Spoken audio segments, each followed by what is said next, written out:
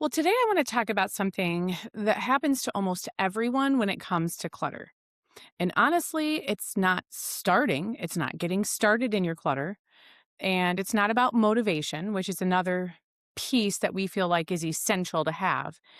And it's not about your willpower to stick with it.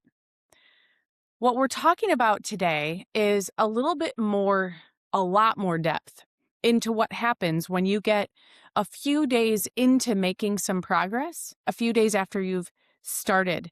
There's a lot more going on than you realize. And that's what we're going to be talking about today. So, if you've ever started with your clutter and it's gotten messy in the middle, you're going to want to stay tuned because we're going to talk about that. Okay, so before we start today's conversation, I want to ask you something. Have you ever looked around your home and thought, I need to deal with this, but I don't even know where to start? It's the boxes, it's the bins, it's the piles, it's the kitchen counter, it's the chair in the corner of your bedroom that's piled with clothes and a whole bunch of other stuff you're not even sure about anymore. And you're looking at these things and you're thinking, I don't even know where to start. It's not because you don't want to start, it's because figuring out where to start, it feels like too much. There's too many decisions, there's too many things, there's too much life already happening. If that's you, I want to invite you into something called the Spring Clutter Fresh Start. This isn't about organizing your whole house, and it's not about doing everything perfectly. It's about learning how to begin in a way that actually works in your real life. You'll learn how to choose where to start without overthinking. You'll learn how to make decisions without getting stuck and actually keep going, even when life doesn't slow down. Because the goal isn't just to start, it's to create momentum that you can actually keep going with.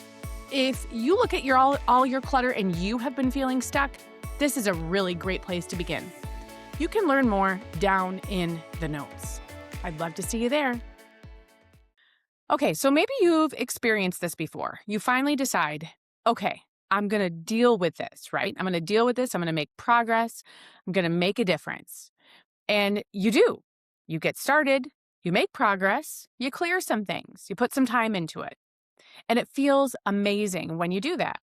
Maybe things feel a little bit lighter. Maybe you feel a little bit lighter. Maybe that space or that area or that box or that bin or even just your life in general as a result feels more manageable. And maybe it actually feels like this time, I think it's going to be different. But then here's what happens. Your life outside of the clutter, all the other things, it comes crashing back in. Your schedule gets crazy. Things don't go as you have planned them. People need you. Your energy drops. And you walk into that space again, and you have a thought that sounds something like this. This is just one more thing. And what that really means is, I don't have time for this right now. I've already done so much today. I'll come back to this later. And underneath those thoughts, or as a result of those thoughts, here's what it feels like. It feels like overwhelm. It feels like low energy. It feels like being stretched too thin. And so you walk away.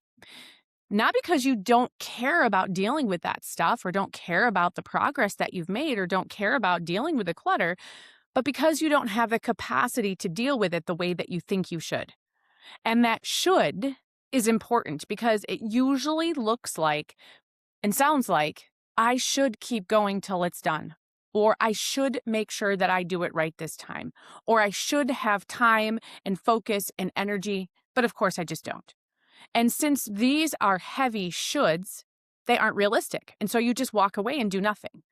And this is where most people lose momentum with their clutter. It's, again, not at the beginning, but it's right at this point when life comes crashing back in, when discouragement and disappointment arrive.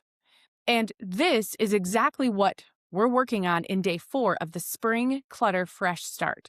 Because instead of waiting for the right conditions, we learn how to keep going on your clutter inside of your real life, because that's where it exists. Here's the thing. You don't need an hour to work on your clutter. You don't need perfect energy. You just need a way to stay connected in it. This might look like a quick 5-minute return to the work that you've already done.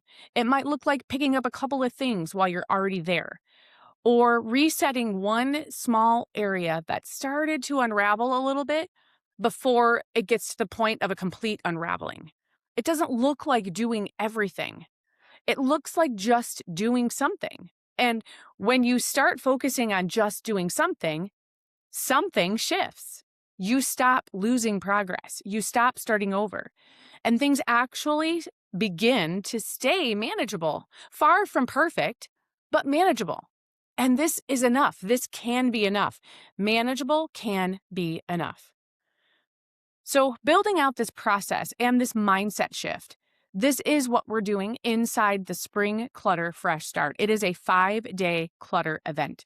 Every day is simple, every day is step by step, and it works in the midst of your real life. And if you're listening to this and thinking, wow, this is exactly what it looks like for me, you can still join us. Even if the live sessions have already passed, you can go through everything on your own time as we've got everything available as a self-study format. So check the notes below for how you can gain access to this amazing 5-day clutter event that has transformed the lives and the homes of so many women. In reality, it's not that you can't do this. It's not that you can't make progress. It's that you haven't had a way to keep going when your life outside of your clutter takes over. And that's what we're talking about today. So until we talk again, make it a great day.